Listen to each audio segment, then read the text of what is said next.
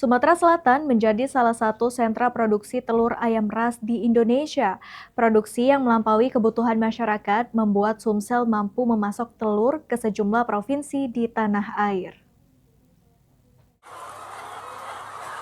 Tahun 2025, produksi telur ayam ras Sumsel mencapai 253.631 ton.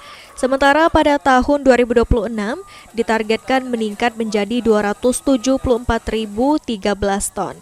Sumsel mampu menghasilkan 400 hingga 450 ton telur per hari.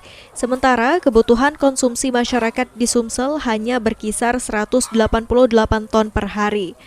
Meski sebagai produsen telur ayam ras nomor 8 terbesar secara nasional, harga telur di Sumatera Selatan belakangan mengalami kenaikan.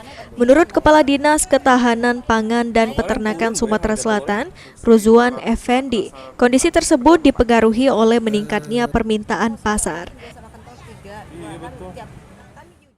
Kalau permintaan murni dari permintaan naik pasti harganya akan naik.